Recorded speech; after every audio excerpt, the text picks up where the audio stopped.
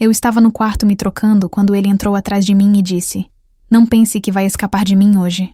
Naquele momento, com 58 anos de idade e 35 de casamento, entendi o real significado de ser amada.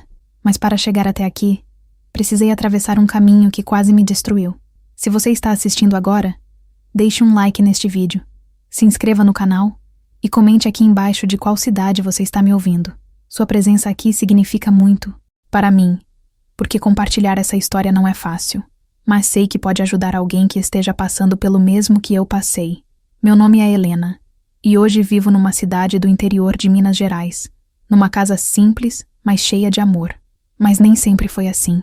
A história que vou contar começa muito tempo atrás, quando eu era apenas uma menina de 17 anos que não sabia nada sobre a vida, sobre homens, e muito menos sobre o que era ser verdadeiramente amada.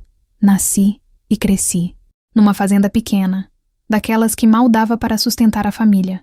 Meu pai, seu Joaquim, era um homem duro, de poucas palavras, que acordava antes do sol nascer e só voltava para casa quando a noite já tinha caído por completo. Minha mãe, Dona Aparecida, passava os dias entre o fogão, a lenha e a horta, com as mãos sempre rachadas pelo trabalho e os olhos cansados de uma vida que nunca tinha sido fácil. Eu era a mais velha de 5 irmãos, 3 meninos e 2 meninas, e desde muito cedo aprendi que meu lugar era ajudar minha mãe com tudo. Não havia tempo para sonhar, para brincar ou para imaginar um futuro diferente. A vida era o que estava ali na minha frente, todos os dias iguais, numa rotina que parecia não ter fim. Lembro do cheiro daquela cozinha como se fosse hoje. A fumaça do fogão, a lenha subia e grudava nas paredes, deixando tudo com aquele tom escuro e meio amarelado. O café era feito bem cedinho, ainda escuro lá fora, e o aroma se misturava com o cheiro da terra molhada que entrava pela janela. Minha mãe fazia pão toda semana, e quando ela abria o forno, aquele vapor quente subia e enchia a casa inteira. Eu ficava ali do lado, esperando para passar manteiga ainda naquele pão quentinho, e por alguns minutos, só alguns minutos, eu me sentia feliz. Era uma felicidade pequena, simples, mas era o que eu conhecia. Meu pai nunca foi de demonstrar carinho. Ele olhava para mim e para meus irmãos como se olhasse para mais uma coisa que precisava cuidar, como o gado, como a plantação.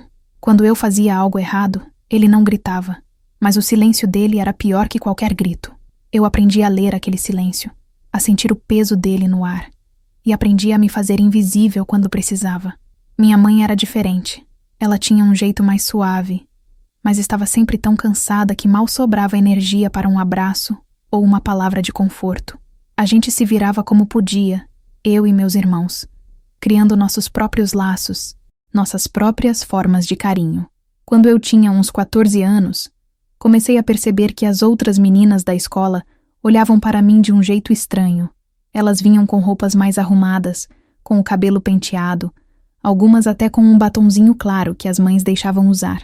Eu ia com o mesmo vestido de sempre, remendado nas barras, com o cabelo preso num rabo de cavalo simples porque não tinha tempo para mais nada. Na hora do recreio, elas ficavam em grupinhos conversando sobre festas, sobre rapazes, sobre coisas que para mim pareciam de outro mundo. Eu ficava de canto, comendo meu pão com margarina e fingindo que não me importava. Mas me importava, sim. Me importava muito. Foi nessa época que eu conheci o Marcelo. Ele era uns 3 anos mais velho que eu, filho de um fazendeiro que tinha terras bem maiores que as do meu pai. Marcelo estudava na mesma escola, mas estava em outra turma, e eu só o via de longe, no corredor ou na saída. Ele era bonito. Disso todo mundo sabia. Tinha o cabelo escuro, sempre meio bagunçado, e um sorriso que fazia as meninas suspirarem. Eu nunca imaginei que ele pudesse olhar para mim, mas um dia ele olhou. Foi numa tarde de sexta-feira. O sol ainda estava alto e forte, daqueles que queimam a pele. Eu estava voltando da escola a pé, como sempre, com minha sacola de pano pendurada no ombro. O caminho era longo, quase 1 hora de caminhada, e eu já estava acostumada. Ia pensando na lida que me esperava, em casa, na roupa que precisava lavar, no jantar que minha mãe ia precisar de ajuda para fazer. De repente, ouvi o barulho de um cavalo vindo atrás de mim. Olhei para trás e vi o Marcelo, montado num cavalo marrom lindo, se aproximando devagar. Meu coração disparou. Não sei bem porquê, mas disparou. Ele parou do meu lado e sorriu. Aquele sorriso que eu tinha visto tantas vezes de longe. Helena, ele disse, e meu nome na boca dele soou diferente, mais bonito. Quer uma carona? Sua casa.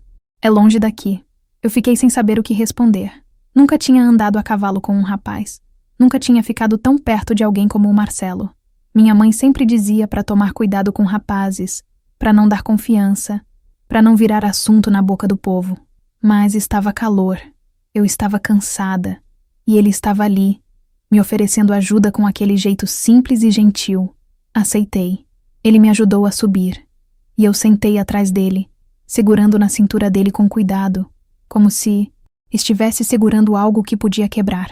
O cavalo começou a andar, e eu senti o calor do corpo dele, o cheiro de suor misturado com terra, e com algo que devia ser sabonete ou alguma loção. Era um cheiro bom, diferente de tudo que eu conhecia. A gente não falou muito no caminho, mas eu sentia que ele estava consciente de mim ali atrás, da minha presença, das minhas mãos na cintura dele. Quando chegamos perto da minha casa, ele parou o cavalo e me ajudou a descer.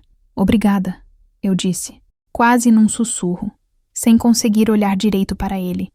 Ele sorriu de novo e disse, de nada, Helena. Posso te dar carona outras vezes, se quiser. E foi embora, deixando uma nuvem de poeira no caminho e meu coração batendo de um jeito que eu nunca tinha sentido antes. A partir daquele dia, o Marcelo passou a me dar carona quase toda semana. Às vezes ele aparecia na sexta, às vezes na quinta, e eu comecei a esperar por aqueles dias como se fossem festas. A gente conversava mais, ele me contava sobre a fazenda dele, sobre os planos que tinha, sobre como queria aumentar a criação de gado e plantar mais coisas.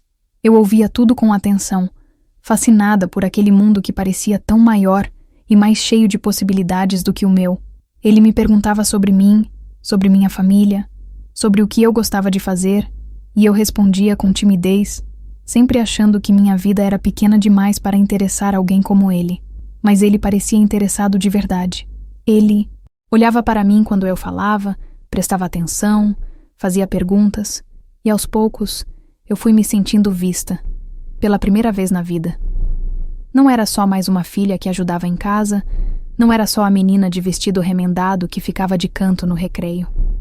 Para o Marcelo, eu era a Helena, uma pessoa de verdade, com pensamentos e sentimentos que importavam. Os meses foram passando, e eu percebi que estava me apaixonando. Não sabia direito o que era aquilo, porque ninguém nunca tinha me explicado. Minha mãe só falava de casamento como uma obrigação, como mais uma etapa da vida que a gente tinha que cumprir. Casar, ter filhos, cuidar da casa. Era isso que esperavam de mim. Mas o que eu sentia pelo Marcelo era diferente. Era uma coisa que crescia dentro do peito, que fazia eu acordar feliz nos dias que ele ia me buscar, que fazia eu passar a noite pensando nas conversas que a gente tinha. Um dia, ele me convidou para ir até a beira do rio que passava perto da fazenda dele. Era um sábado, e eu disse para minha mãe que ia ajudar uma amiga com um trabalho da escola. Não gostava de mentir, mas sabia que se eu contasse a verdade, ela não ia deixar. A gente foi a cavalo, e quando chegamos lá, o sol estava começando a se pôr, deixando o céu todo pintado de laranja e rosa. O rio corria mansinho, fazendo aquele barulho suave que acalma a alma. A gente sentou na beira, na grama ainda macia, e ficou ali só olhando a água passar. Helena, ele disse depois de um tempo, eu gosto muito de você. Não é só amizade, sabe? Eu gosto de verdade. Meu coração parou por um segundo. Eu olhei para ele, para aqueles olhos escuros que me olhavam com tanta intensidade, e não consegui falar nada. Ele se aproximou devagar e me beijou. Foi meu primeiro beijo, e foi suave, cuidadoso, como se ele soubesse que era especial para mim. Quando ele se afastou, eu estava tremendo. Não de medo, mas de emoção. Eu também gosto de você, consegui dizer, com a voz falhando. A partir daquele dia, a gente começou a se encontrar escondido. Não era sempre, porque eu tinha minha rotina em casa e ele tinha a dele na fazenda. Mas sempre que dava, a gente dava um jeito. Eram encontros rápidos, meia hora aqui, uma hora ali, sempre em lugares escondidos onde ninguém podia ver. Eu me sentia viva daquele jeito, com aquele segredo que era só nosso, com aquele amor que estava crescendo e tomando conta de tudo, mas eu não sabia, não podia imaginar, que aquele amor que parecia tão puro e tão bonito ia me levar para um caminho de sofrimento que eu nunca esperei. Não sabia que as escolhas que eu estava fazendo, as mentiras pequenas que eu estava contando, iam ter consequências que mudariam minha vida para sempre. Eu era jovem, era ingênua e acreditava que o amor era suficiente para superar qualquer coisa. Meus pais começaram a desconfiar. Minha mãe percebeu que eu estava diferente, mais distraída, sempre com a cabeça nas nuvens. Ela me perguntava o que estava acontecendo, e eu dizia que não era nada, que estava só cansada. Mas ela não acreditava. Eu via no olhar dela. Meu pai ficou mais sério ainda, se é que isso era possível, e começou a me vigiar mais de perto. Uma vez, ele perguntou se eu estava andando com algum rapaz, e eu neguei, sentindo a mentira queimar na minha garganta. Ele ficou me olhando por um longo tempo, aquele olhar pesado dele, e depois saiu sem dizer mais nada. Eu sabia que não podia continuar daquele jeito, para sempre. Sabia que uma hora ou outra alguém ia descobrir, ia ver a gente juntos, e que isso ia causar um problema enorme, mas eu não conseguia parar. Estava apaixonada de um jeito que doía, de um jeito que me fazia ignorar todos os sinais de perigo que estavam ali, bem na minha frente. O Marcelo também estava cada vez mais envolvido. Ele começou a falar de futuro, de como a gente podia ficar juntos de verdade. Dizia que ia falar com meu pai, que ia pedir minha mão, que ia fazer tudo do jeito certo. Eu acreditava nele, acreditava em cada palavra. Afinal, ele era o Marcelo, o filho do fazendeiro rico, o rapaz que todas as meninas queriam. E ele tinha escolhido a mim, a Helena, a menina simples da fazenda pequena. Isso tinha que significar algo. Tinha que ser prova de que nosso amor era verdadeiro. Mas a vida tem um jeito de nos ensinar lições duras quando a gente menos espera. E a minha lição estava prestes a começar, de uma forma que eu jamais poderia ter imaginado. Foi numa tarde de domingo. Eu tinha saído de casa dizendo que ia na casa de uma prima que morava na fazenda vizinha. Na verdade, ia me encontrar com o Marcelo num lugar que a gente costumava ir. Uma casinha velha abandonada que ficava no meio do mato. Era nosso esconderijo, o lugar onde a gente podia ficar juntos sem medo de ser visto. Quando cheguei lá, ele já estava esperando, sentado num tronco velho que a gente usava como banco. Ele sorriu quando me viu, aquele sorriso que ainda fazia meu coração acelerar. A gente conversou, riu, se beijou. Estava tudo tão bom, tão perfeito, que eu nem percebi o tempo passar. Quando vi, o sol já estava baixo, e eu sabia que precisava voltar logo para casa. Me desculpa, eu preciso ir, eu disse, levantando rápido. Meu pai vai desconfiar se eu demorar muito. O Marcelo segurou minha mão e me puxou de volta. Só mais um pouquinho, ele disse, me olhando com aqueles olhos que eu não conseguia resistir. Fica mais um pouquinho comigo, Helena. Eu deveria ter ido embora naquela hora. Deveria ter insistido, ter sido firme, mas não fui. Fiquei mais 15 minutos, depois mais 10. E quando finalmente consegui sair de lá, o céu já estava escurecendo. Corri o caminho todo de volta para casa, o coração disparado, rezando para que ninguém tivesse percebido minha demora. Mas quando cheguei perto de casa, vi meu pai parado na frente, de braços cruzados, me esperando. O estômago virou. Eu sabia, só de olhar, para ele, que alguma coisa tinha dado muito errado. Onde você estava, Helena? Ele perguntou, com aquela voz baixa e controlada que era mais assustadora do que qualquer grito. Eu fui na casa da prima, igual eu falei, tentei dizer, mas a voz saiu trêmula, pouco convincente. Ele deu um passo na minha direção e eu recuei instintivamente. Não minta para mim, menina. Eu sei que você não foi na casa de prima nenhuma. Alguém te viu saindo do mato perto da casinha velha. E não estava sozinha. O mundo desabou na minha cabeça naquele momento. Alguém tinha visto. Alguém tinha contado. E agora, tudo ia vir à tona, de um jeito que eu não estava preparada para enfrentar. Tentei explicar. Tentei dizer que não era o que ele estava pensando. Mas ele não quis ouvir. Entrou na casa me arrastando pelo braço. E quando minha mãe viu, ela começou a chorar antes mesmo de saber o que tinha acontecido. Meu pai me jogou numa cadeira e ficou ali parado na minha frente, o rosto vermelho de raiva. Você está se encontrando com aquele menino, o filho do Antônio. Você sabe o que isso significa? Você sabe como isso mancha o nome dessa família? Eu estava tremendo toda, as lágrimas descendo sem parar.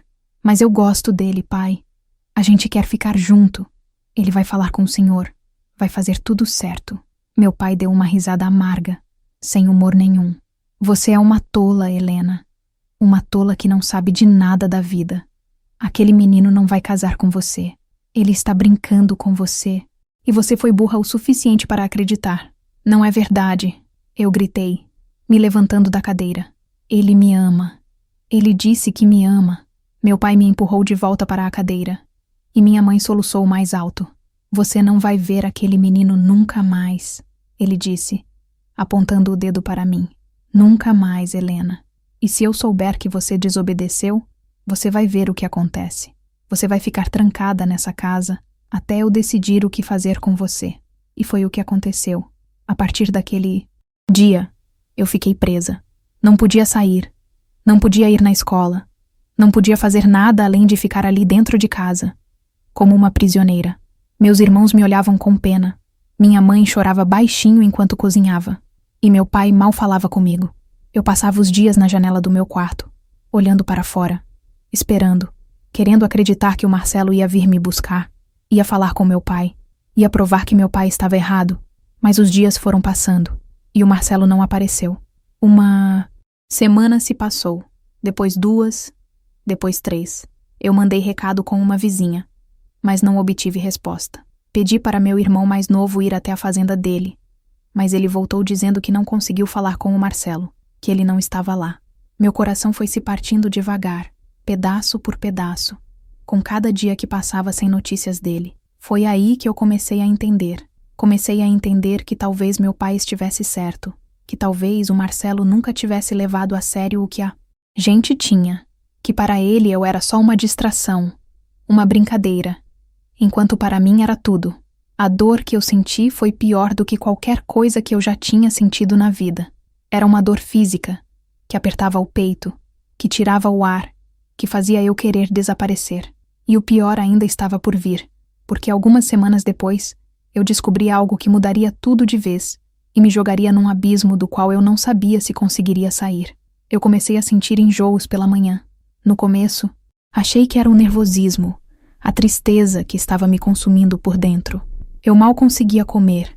Passava as noites acordada chorando baixinho para não acordar minhas irmãs que dormiam no mesmo quarto. Minha mãe percebeu que eu estava mais pálida, com olheiras fundas, e começou a me forçar a comer, mesmo quando eu dizia que não tinha fome. Mas os enjoos continuaram, e junto com eles veio aquele cansaço estranho, aquela sensação de que meu corpo estava diferente, mudando de uma forma que eu não entendia. Foi minha mãe quem descobriu primeiro. Eu estava no quintal estendendo roupa num dia de sol forte, quando de repente o mundo girou e eu caí de joelhos no chão. Ela veio correndo, me segurou pelo braço e me levou para dentro de casa.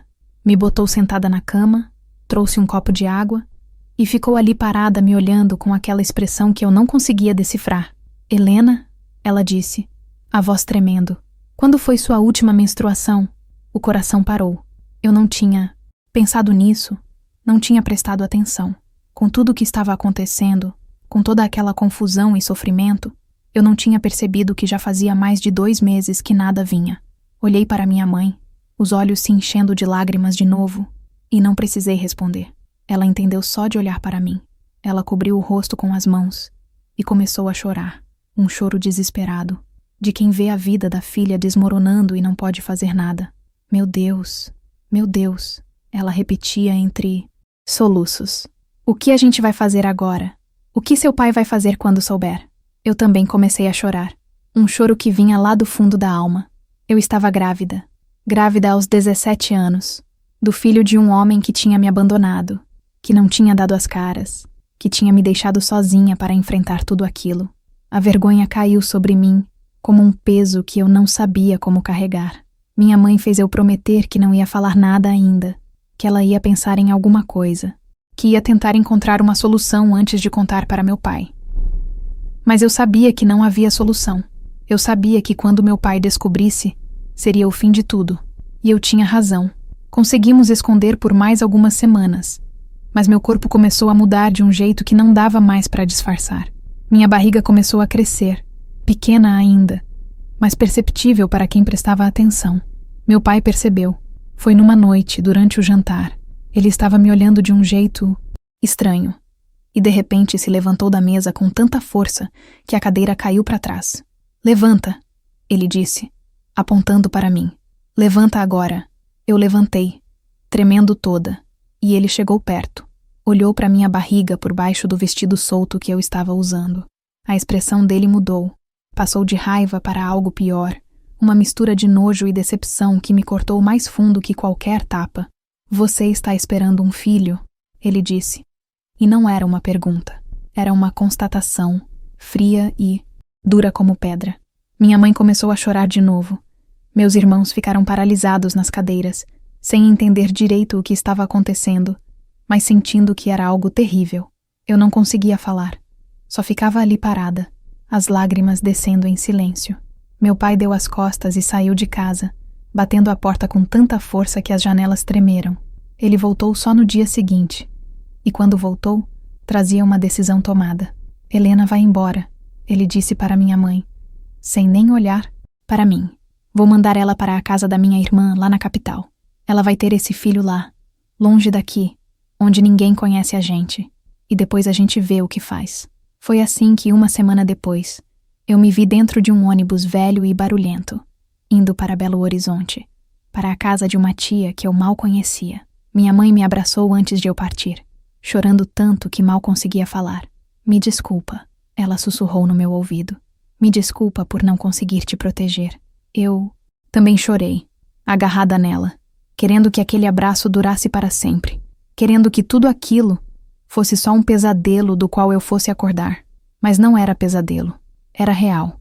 E eu estava indo embora da única casa que eu conhecia, da minha família, da minha vida, para começar tudo de novo num lugar estranho, sozinha e grávida. A viagem foi longa, quase 5 horas sacudindo naquele ônibus que parava em toda a cidade pequena do caminho. Eu ia sentada na janela, olhando a paisagem mudar, as montanhas ficarem para trás, as fazendas darem lugar a mais casas, mais movimento. Quanto mais a gente se aproximava da capital, mais assustada eu ficava. Eu nunca tinha saído da minha cidadezinha. Nunca tinha visto tanto carro, tanta gente, tanto barulho. Quando cheguei na rodoviária, minha tia Marlene estava me esperando. Ela era irmã do meu pai, mais nova que ele uns 10 anos, e tinha se mudado para Belo Horizonte quando casou. Ela me abraçou, mas foi um abraço rápido, sem muito calor. Eu via no rosto dela que aquela situação era um incômodo, um problema que ela tinha que resolver porque era família, mas que ela não estava feliz em ter que lidar com aquilo. A casa dela ficava num bairro afastado, numa rua de terra cheia de buracos. Era uma casa pequena, de 3 cômodos, onde ela morava com o marido, seu Osvaldo, e 2 filhos pequenos. Ela me levou para um quartinho nos fundos. Mal tinha espaço para a cama de solteiro e um guarda-roupa velho. "Você vai ficar aqui", ela disse, sem me olhar nos olhos.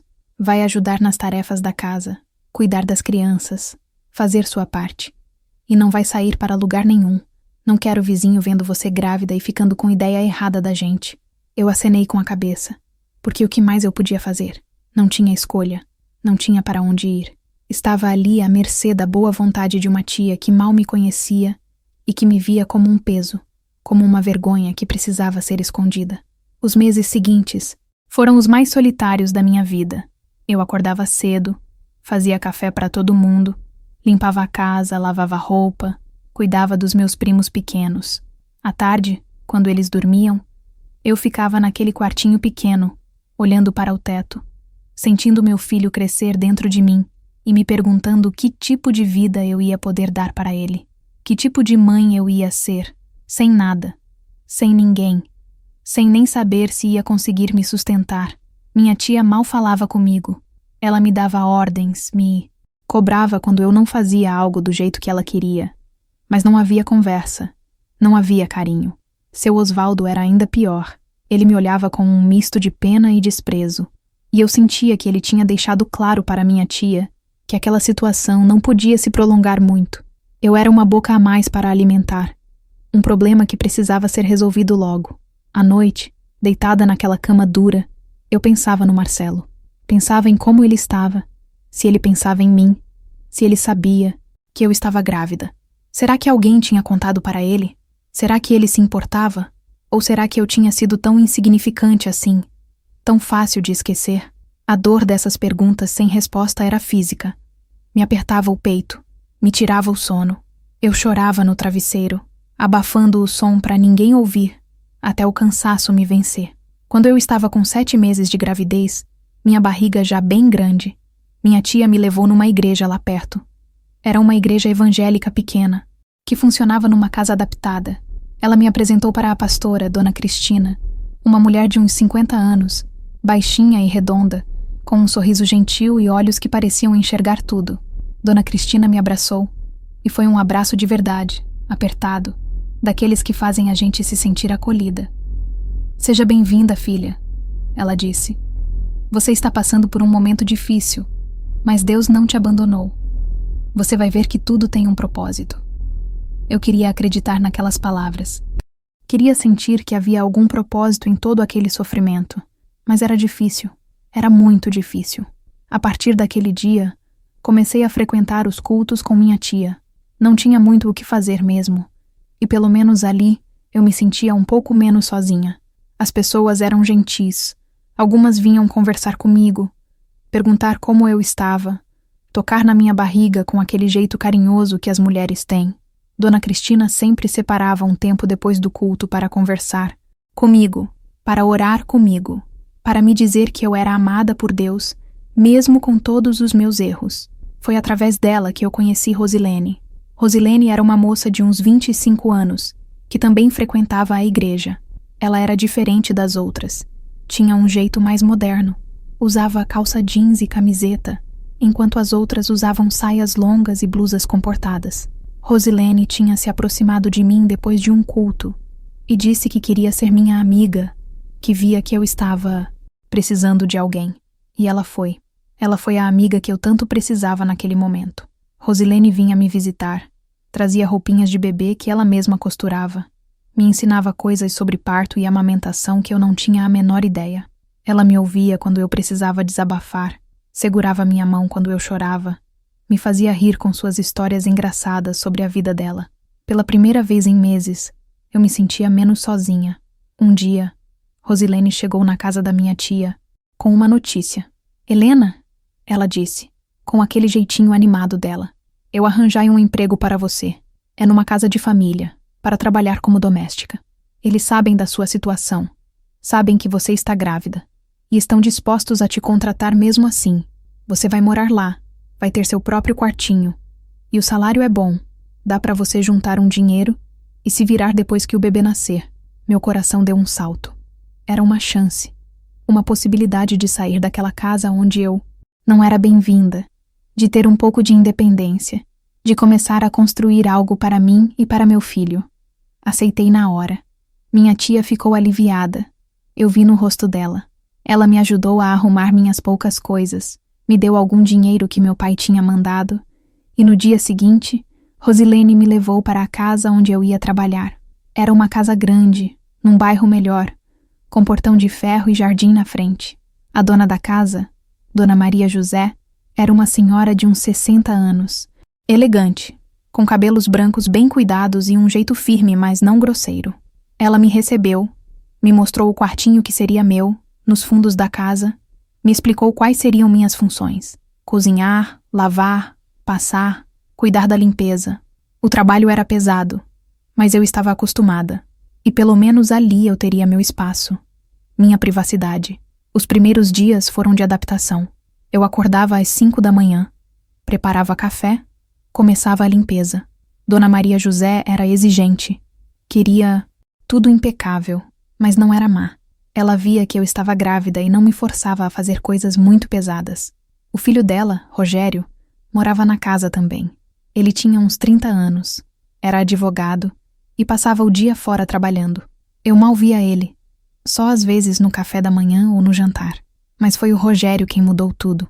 Mudou de um jeito que eu nunca imaginei, de um jeito que me fez ver que nem tudo na vida é dor e abandono, que ainda havia pessoas boas no mundo, pessoas capazes de enxergar além das aparências. Eu estava com 8 meses de gravidez quando aconteceu. Era uma noite de sexta-feira. E eu estava na cozinha terminando de lavar a louça do jantar. Minha barriga pesava, minhas costas doíam, e eu me segurava no balcão tentando aguentar mais um pouco até terminar tudo. De repente, senti uma dor forte, uma cólica que me dobrou ao meio. Soltei um gemido e me apoiei na pia, respirando fundo, esperando passar. Foi quando o Rogério entrou na cozinha. Ele tinha vindo pegar água, e quando me viu daquele jeito, largou o copo e veio correndo. Helena, você está bem? O que aconteceu? Eu tentei dizer que não era nada, que já estava passando. Mas outra dor veio, mais forte, e eu gritei. Ele me segurou antes que eu caísse. Me ajudou a sentar numa cadeira. Vou chamar minha mãe, espera aí. Dona Maria José veio correndo, toda preocupada. Ela olhou para mim, viu a poça de água que estava se formando no chão entre minhas pernas e entendeu na hora. Ela está entrando em trabalho de parto, ela disse para o Rogério. A gente precisa levar ela para o hospital agora. Tudo aconteceu muito rápido. Rogério me carregou até o carro, me colocou no banco de trás com a mãe dele do meu lado me segurando e saiu dirigindo rápido pela cidade.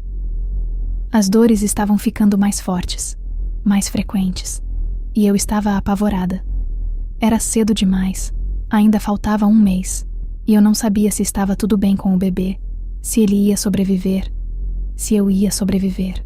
Chegamos no hospital e me levaram direto para a sala de parto.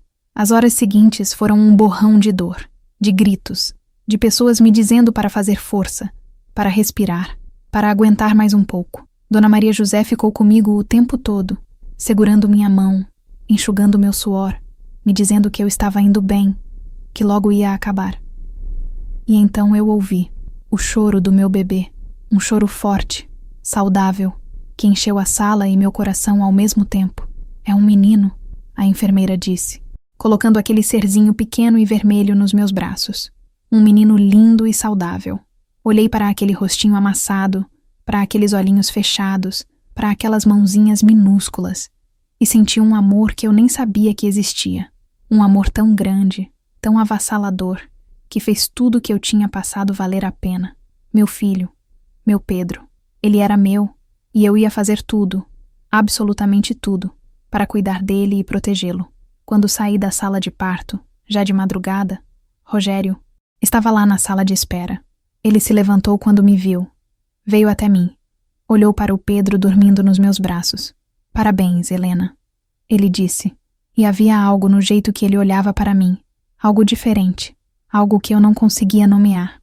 Nos dias que se seguiram, ainda no hospital, Rogério ia me visitar. Trazia flores, trazia frutas. Perguntava como eu estava. Como estava o Pedro. Conversava comigo sobre coisas simples, sobre a vida, sobre planos. E eu comecei a perceber que ele não estava apenas sendo gentil. Havia um interesse ali. Um cuidado que ia além da educação. Quando voltei para casa, para o quartinho nos fundos agora com o Pedro, Rogério começou a aparecer mais. Ele ajudava quando o bebê chorava à noite. Ia lá ver se estava tudo bem. Trazia coisas que ele achava que eu precisava. Dona Maria José percebia. Eu via que ela percebia, mas ela não dizia nada. Só me olhava com aquele jeito de quem estava vendo algo se desenrolar e torcia para que desse certo. Um dia, Rogério apareceu no meu quarto com uma proposta que me deixou sem palavras. Helena, eu sei que você passou por muita coisa, ele disse, sentando na beirada da cama onde eu estava amamentando o Pedro. Eu sei que você tem medo de confiar de novo, de acreditar de novo, mas eu quero que você saiba que eu te admiro muito. A força que você tem, a coragem, o amor que você tem por esse menino. Eu quero te ajudar. Quero fazer parte da vida de vocês, se você me deixar. Olhei para ele, para aquele homem que tinha aparecido na minha vida do nada, que tinha me tratado com gentileza quando eu mais precisava, que olhava para mim e para meu filho como se a gente valesse algo. E pela primeira vez em muito tempo, eu senti esperança. Senti que talvez, só talvez, as coisas pudessem melhorar. Os meses seguintes foram de uma reconstrução lenta e cuidadosa. Rogério não apressava nada, não me pressionava. Ele apenas estava presente. Quando o Pedro chorava de madrugada, e eu estava exausta, Ele batia na porta do meu quarto perguntando se podia ajudar. Pegava o bebê no colo, andava com ele pela casa cantarolando baixinho até ele voltar a dormir. Eu ficava ali olhando aquela cena, aquele homem que não tinha obrigação nenhuma cuidando do meu filho com tanta ternura, e meu coração ia se abrindo aos poucos, como uma flor que tinha ficado fechada tempo demais. Dona Maria José percebia tudo e aprovava silenciosamente. Ela começou a me tratar diferente. Não mais como empregada, mas quase como uma filha. Me convidava para tomar café da manhã com eles na mesa da sala, coisa que antes eu nunca fazia. Sentava do meu lado nas tardes de domingo e me ensinava a fazer crochê, enquanto o Pedro dormia no meu colo. Helena, ela me disse uma vez, meu filho é um bom homem. Ele teve seus namoros, mas nunca vi ele olhar para ninguém do jeito que olha para você. Você não precisa ter medo dele. Mas eu tinha medo, sim. Medo de me entregar de novo, de acreditar de novo, de achar que dessa vez seria diferente. As feridas que o Marcelo tinha deixado ainda estavam abertas, ainda sangravam quando eu menos esperava. À noite, quando estava sozinha, as memórias voltavam. Eu me lembrava do sorriso dele, das promessas, de como eu tinha acreditado que era amada, e me lembrava de como ele tinha sumido, de como tinha me deixado sozinha para enfrentar tudo, como eu podia confiar de novo, como eu podia arriscar. Rogério parecia entender meus medos sem que eu precisasse falar. Ele ia devagar, respeitava meu espaço, nunca tentava nada além de conversas e gentilezas. Foi ele quem sugeriu que eu voltasse a estudar. Helena, você é inteligente, você merece terminar seus estudos. Ele disse numa tarde enquanto tomávamos café na cozinha. Tem um curso supletivo aqui perto, aulas à noite. Eu posso ficar com o Pedro enquanto você vai. Minha mãe também pode ajudar. A ideia me assustou e me empolgou ao mesmo tempo. Eu tinha parado de estudar quando meu pai me trancou em casa, e nunca tinha imaginado que poderia voltar. Mas Rogério insistiu, e 2 semanas depois eu estava sentada numa sala de aula de novo, com outros adultos que também tinham tido que interromper os estudos. Era estranho no começo. Me sentia velha ali com meus 18 anos recém-completados, mas logo me acostumei. Estudar me dava um propósito novo. Me fazia sentir que eu estava construindo algo para mim e para o Pedro. Voltava para casa tarde da noite, cansada, mas feliz. E sempre encontrava Rogério acordado esperando. Ele me perguntava como tinha sido a aula, o que eu tinha aprendido, e ouvia com atenção genuína. Depois me contava como tinha sido com o Pedro, se ele tinha chorado muito, se tinha comido bem. Aquela rotina foi criando uma intimidade entre nós. Uma proximidade que ia além da atração física, que se baseava em confiança e cumplicidade. Foi numa noite de sábado, uns 6 meses depois do Pedro ter nascido, que tudo mudou. Tinha havido uma festa na igreja, e eu tinha ido com Rosilene. Voltei mais tarde que o normal, quase meia-noite, e encontrei Rogério sentado na varanda da frente da casa. Ele estava com um violão no colo, tocando baixinho. Nunca tinha visto ele tocar antes. Cheguei, ele disse sorrindo quando me viu. Senta aqui um pouquinho comigo antes de entrar. Sentei ao lado dele no degrau da varanda, sentindo a brisa fresca da noite no rosto. O Pedro está dormindo? Perguntei. Dormindo feito um anjinho, ele respondeu. Minha mãe acabou de dar mamadeira para ele há 1 hora. Ficamos em silêncio por um momento. E então ele começou a tocar de novo. Uma música suave que eu não conhecia. Você toca bem, eu disse. Nunca tinha te visto tocar. Ele deu um sorriso meio sem graça. É um hobby antigo.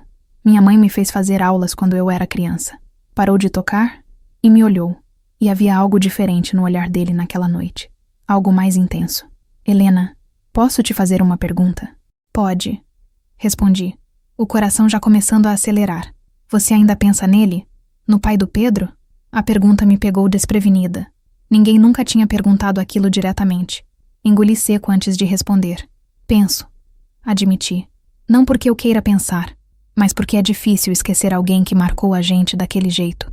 Mesmo que tenha sido para machucar. Mas cada dia que passa, eu penso menos. Cada dia que passa, aquilo fica mais para trás. Ele assentiu, parecendo processar minhas palavras. E você acha que consegue um dia confiar em alguém de novo? Confiar que nem todo homem é igual? Olhei para ele, para aquele rosto honesto, para aqueles olhos que só me mostravam bondade. Eu acho que sim, Respondi baixinho. Eu acho que com a pessoa certa eu consigo. Foi quando ele segurou minha mão. A dele estava quente, firme, e só aquele toque simples fez meu corpo inteiro formigar. Helena, eu sei que você passou por muita coisa. Sei que tem medo, e eu entendo. Mas eu preciso te dizer o que estou sentindo porque não aguento mais guardar. Eu me apaixonei por você. Me apaixonei pelo seu jeito, pela sua força, pela forma como você ama seu filho. E me apaixonei pela ideia de fazer parte da vida de vocês dois. Não como ajudante, não como amigo, mas como companheiro, como família. As lágrimas começaram a descer pelo meu rosto antes mesmo que eu percebesse. Eram lágrimas diferentes das que eu tinha chorado nos últimos meses. Não eram lágrimas de dor ou de medo. Eram lágrimas de alívio, de gratidão, de esperança. Rogério soltou o violão de lado e pegou o meu rosto com as 2 mãos, enxugando as lágrimas com os polegares. Você não precisa me responder agora, ele disse suavemente. Não precisa ter certeza de nada. Só precisa me deixar continuar te mostrando que você merece ser amada de verdade. Que você e o Pedro merecem alguém que fique, que não suma quando as coisas ficarem difíceis. Eu não sou perfeito, Helena, mas eu sou presente e vou continuar sendo. E então ele me beijou. Foi diferente do beijo do Marcelo, aquele beijo de adolescente cheio de pressa e ansiedade. O beijo do Rogério era calmo, cuidadoso, cheio de respeito e de promessa. Quando ele se afastou, eu estava tremendo, mas não de medo. Era outra coisa. Era algo que eu tinha esquecido que podia sentir. Era desejo, sim, mas também era segurança. Era a certeza de que ali, naquele momento, com aquele homem, eu estava a salvo. A partir daquela noite, assumimos o relacionamento. Dona Maria José ficou radiante quando contamos para ela. Já estava na hora, ela exclamou, me abraçando forte. Eu via vocês se olhando feito 2 bobos e ficava esperando acontecer. Seja bem-vinda para a família, minha filha. E me chamou de filha de verdade, com amor de verdade. E aquilo aqueceu meu coração de um jeito que eu não sabia explicar.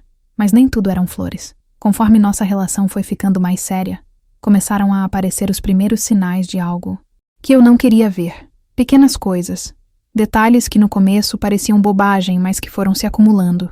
Rogério era ciumento. Não de um jeito violento ou agressivo, mas de um jeito possessivo que começou a me incomodar. Quando eu saía com Rosilene, ele perguntava onde a gente ia, com quem a gente ia estar, que horas eu voltava. No início eu achava fofo. Achava que era cuidado, mas com o tempo comecei a perceber que era mais que isso. Teve uma vez que eu fui na padaria comprar pão e o moço do caixa foi simpático. Fez algum comentário sobre o Pedro estar lindo. Quando voltei para casa e contei para Rogério, ele ficou sério. Que moço? Ele perguntou. Como ele é? Qual padaria você foi? Achei estranho, mas respondi. Ele ficou quieto, meio emburrado o resto do dia, e só voltou ao normal quando eu garanti várias vezes que o moço não estava dando em cima de mim, que era só gentileza. Outro dia, eu estava conversando com um colega do curso, um senhor de uns 40 anos que sempre sentava perto de mim. Estávamos discutindo a matéria na saída quando o Rogério chegou para me buscar. Ele cumprimentou o homem com frieza. Me puxou pelo braço para o carro de um jeito meio brusco. Quem é aquele? Ele perguntou assim que entramos no carro. É só um colega, Rogério. Respondi. A gente estava falando sobre a prova. Ele não disse mais nada. Mas eu sentia a tensão no ar. Via a mandíbula dele travada enquanto dirigia. Comecei a ficar desconfortável com aquilo. Conversava com Rosilene sobre, e ela me dizia para tomar cuidado, que ciúme demais nunca era bom sinal, mas eu justificava na minha cabeça. Rogério tinha sido tão bom comigo, tinha me acolhido quando eu não tinha nada, tinha assumido o Pedro como se fosse filho dele. Um pouco de ciúme era normal, não era? Todo homem apaixonado tinha um pouco de ciúme. Eu estava sendo exagerada, dramática demais, ou pelo menos era isso que eu tentava me convencer, mas as coisas começaram a piorar de um jeito que eu não esperava. Rogério começou a sugerir que eu parasse de ir na igreja. Helena, você não precisa ir todo domingo, ele dizia. Fica aqui comigo, a gente aproveita o dia juntos. Quando eu insistia que queria ir, que aquelas pessoas tinham me ajudado muito, que eu gostava dos cultos, ele ficava emburrado. Mal falava comigo o resto do dia, até que uma vez ele soltou o que realmente pensava. Aquela sua amiga Rosilene, ela não é boa influência para você. Fica enchendo sua cabeça de ideias, fazendo você duvidar de mim. Fiquei chocada. Rosilene? Rosilene tinha sido a única pessoa que tinha me estendido a mão quando eu estava completamente sozinha. Ela tinha me arranjado aquele emprego, tinha me apoiado, tinha sido minha irmã quando eu não tinha ninguém. Como ele podia falar aquilo dela? Tentei defender minha amiga, mas Rogério interrompeu. Olha o que você está fazendo agora, colocando ela acima de mim. Eu sou seu namorado, Helena. Eu deveria vir em primeiro lugar. Comecei a perceber que sempre que eu discordava dele, ou defendia alguma amizade, ele jogava na minha cara tudo o que tinha feito por mim. Eu te acolhi quando você não tinha nada. Lembra? Assumi seu filho, dei oportunidades para você. E agora você fica do lado dos outros contra mim? A culpa caía sobre mim como um peso. Será que eu estava sendo ingrata mesmo? Será que eu estava colocando os outros acima de quem realmente me ajudava? Comecei a me afastar das minhas amizades para evitar conflitos. Parei de sair com Rosilene com tanta frequência. Quando ela me ligava, eu inventava desculpas. Dizia que estava cansada, que o Pedro não estava bem. Ela percebeu. É claro que percebeu. Helena, o que está acontecendo? Ela me perguntou uma vez quando finalmente conseguiu me ver. Você está diferente. Esse homem está te fazendo mal? Neguei veementemente. Defendi Rogério. Disse que ela estava exagerando. Mas no fundo, bem no fundo, eu sabia que ela tinha razão. O controle foi aumentando aos poucos. Rogério começou a controlar o que eu vestia. Essa blusa está muito decotada, ele dizia. Você não vai sair assim na rua. Troca. Essa calça está muito justa, chama a atenção. Põe uma saia. Eu obedecia porque era mais fácil do que discutir. Mais fácil do que aguentar o silêncio gelado, os comentários ácidos, a cara fechada. Comecei a me vestir de um jeito que não era meu, a esconder meu corpo, a me fazer menor. Dona Maria José começou a perceber. Também. Ela me olhava com preocupação quando o Rogério me cobrava alguma coisa na frente dela. Uma vez ela tentou conversar comigo. Helena, meu filho está exagerando? Você está feliz? Eu menti para ela. Disse que estava tudo bem, que era só um período de ajuste. Ela não pareceu convencida, mas não insistiu. Acho que ela não queria acreditar que o filho dela, o filho que ela tinha criado para ser bom e respeitoso, estava se tornando aquele tipo de homem. Tinha dias que eram bons, dias em que Rogério voltava a ser aquele homem gentil que tinha me conquistado. Nesses dias, ele trazia flores, fazia surpresas, brincava com o Pedro, me abraçava com carinho, e eu me agarrava a esses dias como se fossem boias de salvação. Viu? Ele é bom, sim. Eu que estava exagerando. Eram só momentos de estresse. Todo relacionamento tem altos e baixos. A gente ia superar aquilo. Mas os dias ruins foram ficando mais frequentes que os bons. E foi numa dessas noites ruins que aconteceu algo que me fez finalmente abrir os olhos para o que estava vivendo. Era aniversário de 1 ano do Pedro. E eu tinha organizado uma festinha pequena. Tinha convidado Rosilene, Dona Cristina da igreja, algumas vizinhas que tinham se tornado amigas. Rogério tinha concordado com a festa, mas quando chegou o dia, ele estava estranho, tenso. Tudo começou quando um vizinho, seu Carlos, apareceu trazendo um presentinho para o Pedro. Era um senhor de uns 60 anos, casado, que morava 2 casas abaixo e que sempre tinha sido gentil comigo. Ele cumprimentou todo mundo, ficou uns 15 minutos, tomou um pedaço de bolo e foi embora. Coisa simples, normal. Mas quando ele saiu, Rogério me puxou pelo braço até o quarto dos fundos. Por que você convidou aquele homem? Ele perguntou, a voz baixa, mas carregada de raiva. Eu não convidei, expliquei, já sentindo o medo subindo pela garganta. Ele veio porque é vizinho, quis ser gentil. Ele não ficou nem meia hora. Rogério deu um soco na parede, bem do lado da minha cabeça, tão perto que eu senti o deslocamento de ar. Não minta pra mim, ele gritou. Eu vi como você olhou pra ele, como sorriu. Eu estava tremendo toda. Rogério, por favor, você está exagerando. Tem um monte de gente lá fora. O Pedro está esperando a gente. Vamos voltar para a festa. Ele me segurou pelos ombros, apertando com força. Você me faz de idiota, Helena. Você acha que eu não vejo? Você fica dando atenção para qualquer um. Qualquer homem que aparece. E eu tenho que ficar aqui aguentando. As lágrimas começaram a descer. Eu não estava fazendo nada disso. Ele estava vendo coisas que não existiam.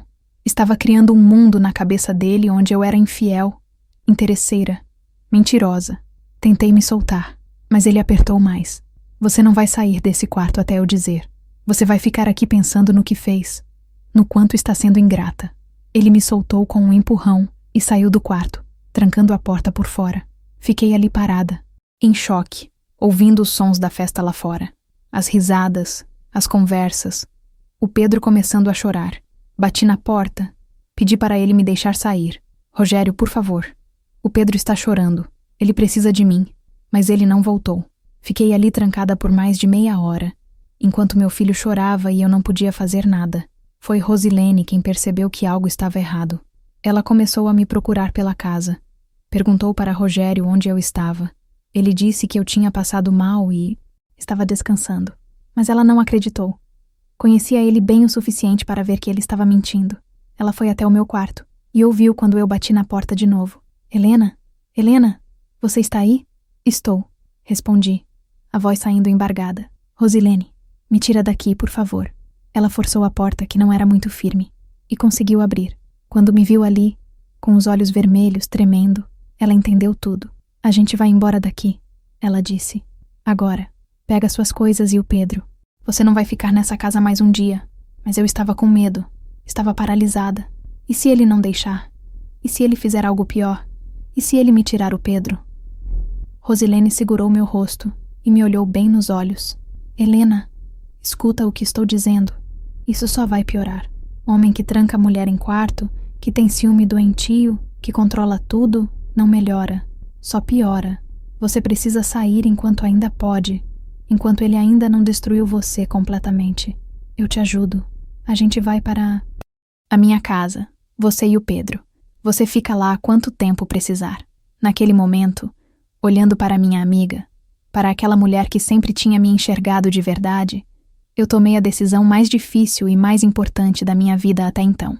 Vou pegar minhas coisas. Eu disse, rápido, antes que ele perceba. Juntei o pouco que era meu numa sacola, roupas minhas e do Pedro, alguns documentos, as poucas economias que eu tinha guardado. Rosilene pegou o Pedro no colo, que tinha parado de chorar e estava só fungando, os olhinhos vermelhos. A gente saiu pela porta dos fundos, passando pela cozinha. Dona Maria José estava lá, e quando nos viu com as sacolas, com aquela pressa, ela entendeu. Vai, minha filha, ela sussurrou, as lágrimas descendo. Vai e não volta. Me perdoa por não ter percebido antes. Me perdoa. Abracei ela rápido. Agradeci por tudo que tinha feito por mim e saímos. Entramos no carro da Rosilene e saímos dali antes que Rogério percebesse. Meu coração estava disparado, as mãos tremendo, e eu não parava de olhar para trás, achando que ele ia aparecer correndo, que ia nos alcançar. Mas não apareceu. Conseguimos sair. Conseguimos fugir. Na casa da Rosilene, pequena mas acolhedora, eu finalmente desabei. Chorei tudo que tinha segurado, tudo que tinha negado. Como eu tinha sido tão burra, como não tinha visto os sinais, como tinha deixado acontecer de novo, tinha me colocado numa situação de dependência, de perigo. Rosilene me abraçou, deixou eu chorar até não ter mais lágrimas, e depois me fez um chá bem quente. Você não foi burra, ela disse. Você estava vulnerável, precisando de ajuda, e ele aproveitou disso. Tem homem que é especialista em achar mulher fragilizada para controlar. Mas você saiu. Você teve coragem de sair. E isso é o que importa agora. O que você vai fazer para recomeçar é o que importa. E ela estava certa. Eu tinha saído, tinha escapado antes que fosse tarde demais. Mas a verdade era que eu não sabia o que fazer agora. Não tinha casa, não tinha emprego. Tinha um filho de 1 ano para sustentar e criar. O medo do futuro era gigante. Mas pelo menos era um medo misturado com liberdade. Eu era livre. E isso tinha que valer alguma coisa. Os primeiros dias na casa de Rosilene foram de recuperação. Eu mal saía do quarto, só para cuidar do Pedro e fazer as necessidades básicas. Ficava ali deitada olhando para o teto, processando tudo o que tinha acontecido, tentando entender como tinha chegado naquele ponto de novo. 2 vezes. 2 vezes eu tinha confiado em homens que pareciam bons e que no final tinham me machucado de formas diferentes, mas igualmente devastadoras. Será que o problema era eu? Será que eu atraía esse tipo de coisa? Rosilene não me deixava afundar naqueles pensamentos por muito tempo. Ela batia na porta, entrava com comida, me obrigava a comer mesmo quando eu dizia que não tinha fome. Conversava comigo, me fazia falar sobre o que estava sentindo, me lembrava de que eu tinha feito a coisa certa. E aos poucos, muito aos poucos, eu comecei a sair daquela neblina de tristeza e vergonha. Rogério tentou entrar em contato. Ligou várias vezes, mas Rosilene atendia e desligava na cara dele. Depois ele começou a mandar recados através de conhecidos, dizendo que queria conversar, que tinha exagerado, que me amava e queria me pedir perdão. Teve até uma noite que ele apareceu na porta da casa de Rosilene batendo e gritando meu nome. Helena, por favor, me escuta. Eu sei que errei, mas a gente pode resolver isso. Fiquei paralisada de medo dentro do quarto, com o Pedro no colo, rezando para ele ir embora. Rosilene foi até a porta e falou através dela sem abrir. Rogério, vai embora. A Helena não quer falar com você. Se você não sair daqui agora, eu chamo a polícia. Ele bateu mais algumas vezes, gritou mais algumas coisas, mas acabou indo embora. Naquela noite eu não consegui dormir. Fiquei acordada com medo de que ele voltasse, de que forçasse a entrada, de que me tirasse o Pedro. Mas ele não voltou. Depois daquele dia, os contatos pararam. Soube depois, através de Dona Maria José, que me ligou para saber como eu estava, que ela tinha dado um ultimato no filho. Ou ele parava de me perseguir ou ela cortava relações com ele. A senhora fez isso? Perguntei emocionada. Fiz sim, ela respondeu. Eu criei aquele menino para ser homem de bem, e ver o que ele fez com você me partiu o coração. Ele precisa entender que o que fez foi errado, que não pode tratar ninguém daquele jeito. E você, minha filha, merece paz. Aquela conversa me deu um conforto que eu nem sabia que precisava. Saber que alguém da família dele reconhecia o erro, que não estava me culpando ou minimizando o que tinha acontecido, me ajudou a seguir em frente. Comecei a sair mais, a procurar emprego, a reconstruir minha vida de novo. Não foi fácil. Tinha lugares que não me aceitavam porque eu tinha filho pequeno. Tinha outros que ofereciam salários tão baixos que mal daria para pagar alguém para cuidar do Pedro enquanto eu trabalhava. Foi Dona Cristina, a pastora da igreja, que me ajudou.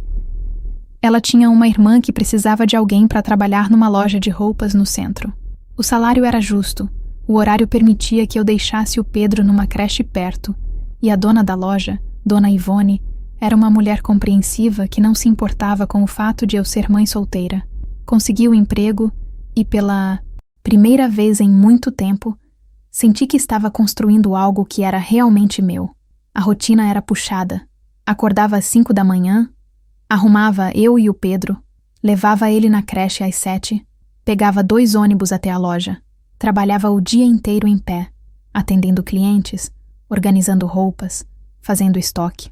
No final da tarde, pegava os 2 ônibus de volta, buscava o Pedro na creche, chegava em casa exausta, mas era uma exaustão boa, uma exaustão que vinha de estar fazendo algo por mim mesma, de estar provando que eu conseguia sim me sustentar, que não precisava depender de homem nenhum.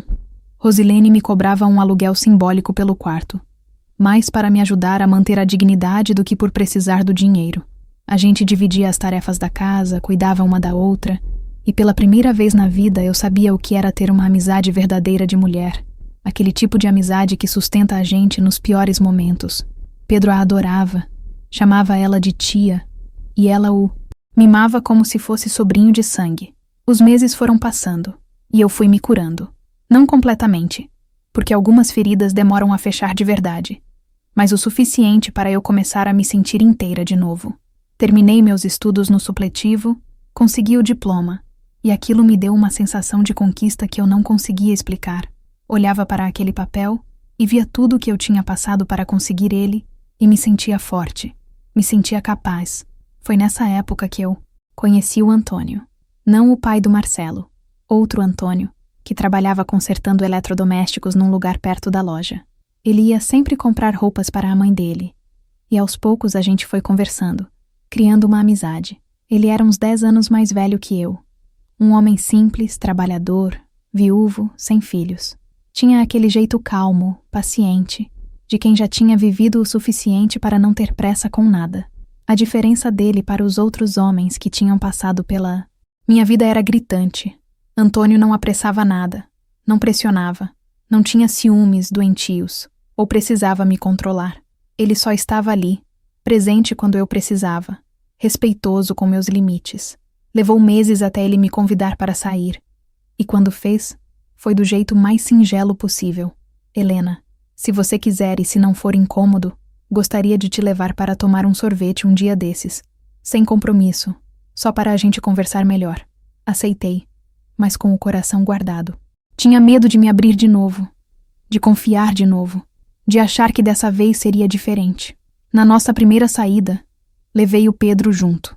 Se ele queria conhecer eu, tinha que conhecer meu filho também, porque a gente era um pacote. Antônio não se importou. Pelo contrário, ele brincou com o Pedro, teve paciência quando ele derrubou o sorvete, comprou outro sem reclamar, e me tratou com uma gentileza que não parecia ter segunda intenção. Foi assim, devagar, que a gente foi se conhecendo. Ele me contou sobre a esposa que tinha perdido para um câncer 5 anos atrás, sobre como tinha sido difícil seguir em frente, sobre como tinha aprendido a dar valor para as coisas simples da vida.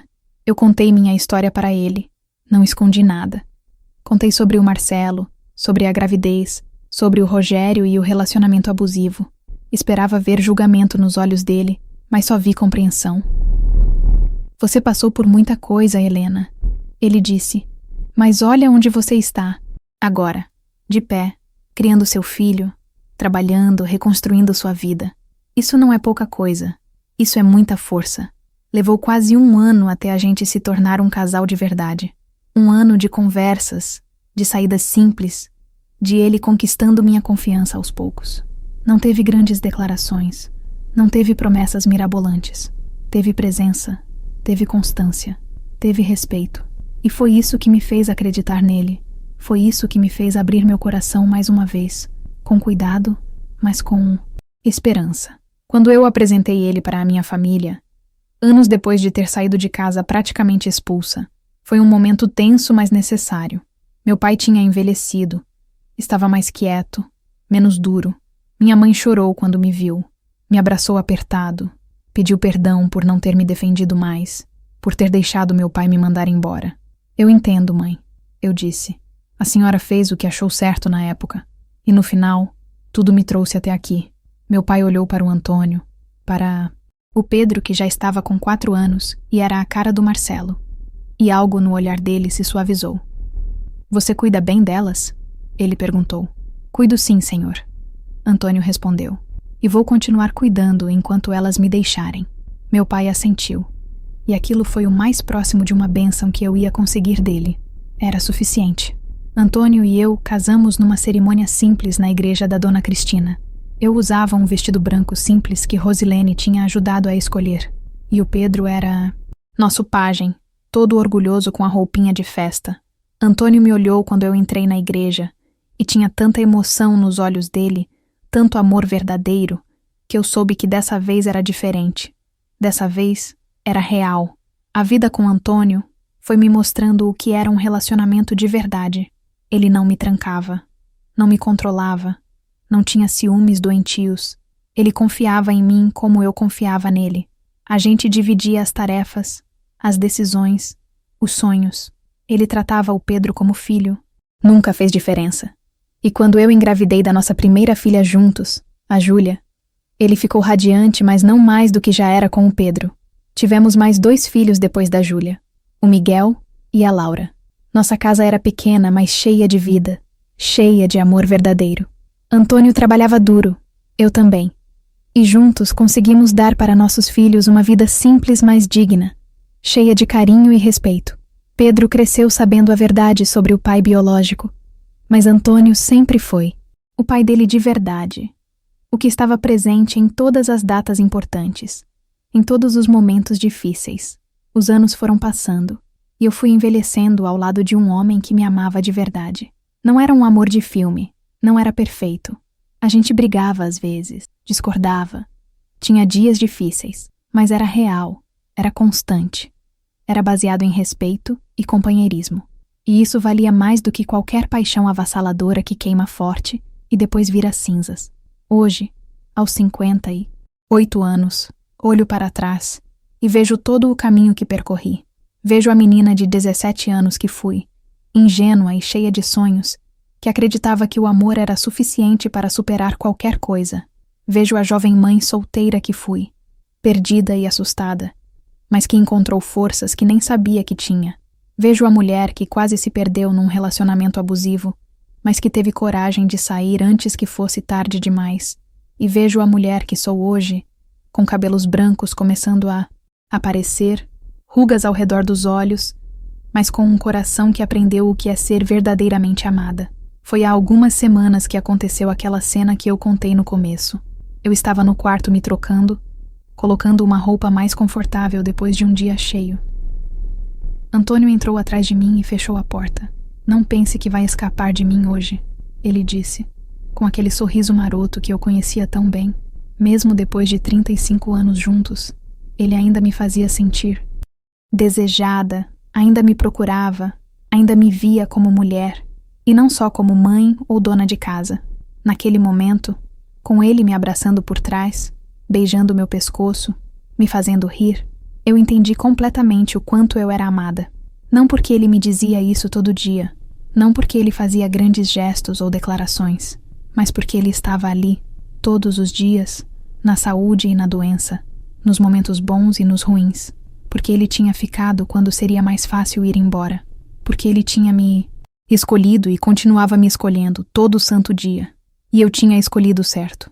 Depois de errar tanto, de sofrer tanto, de quase desistir de acreditar em amor, eu tinha finalmente escolhido o homem certo, o homem que me respeitava, que me tratava como igual, que me amava não apesar dos meus erros e do meu passado, mas incluindo tudo isso.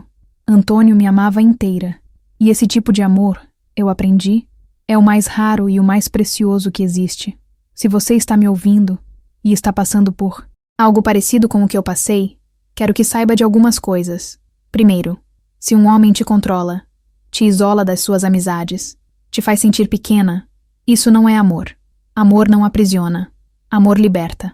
Amor não te faz ter medo. Amor te faz sentir segura. Segundo, nunca é tarde para recomeçar. Eu recomecei aos 18, aos 20, e continuei recomeçando quantas vezes foi preciso. E cada recomeço me deixou mais forte, mais sábia, mais preparada para reconhecer o amor verdadeiro, quando ele finalmente apareceu. Terceiro, e talvez mais importante, você é mais forte do que imagina. Quando eu estava naquele quarto trancada, quando estava sozinha e grávida em Belo Horizonte, quando estava sem ter para onde ir com um filho pequeno nos braços, eu achei que não ia conseguir, mas consegui. E você também vai conseguir, seja lá o que você esteja enfrentando agora. A vida não é fácil, e ser mulher nesse mundo é ainda mais difícil.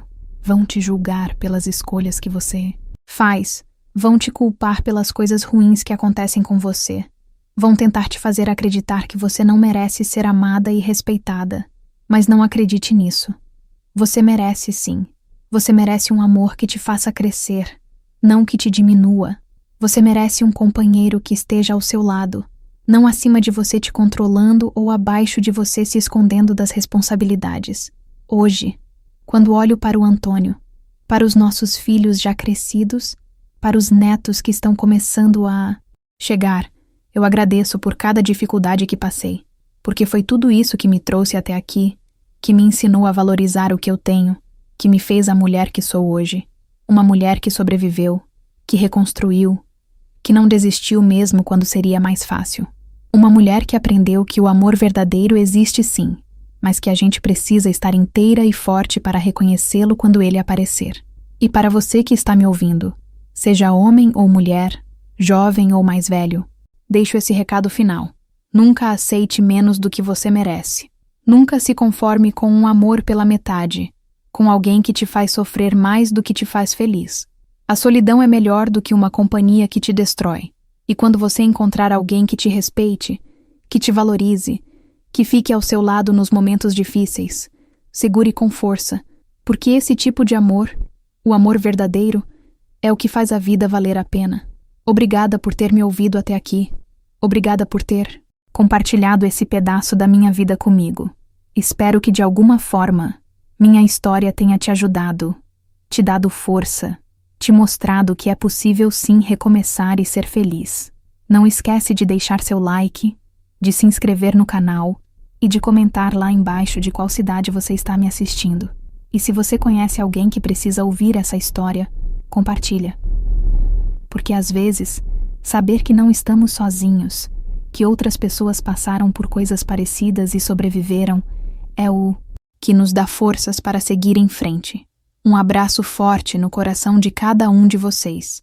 E lembrem-se sempre, vocês são mais fortes do que imaginam e merecem ser verdadeiramente amados.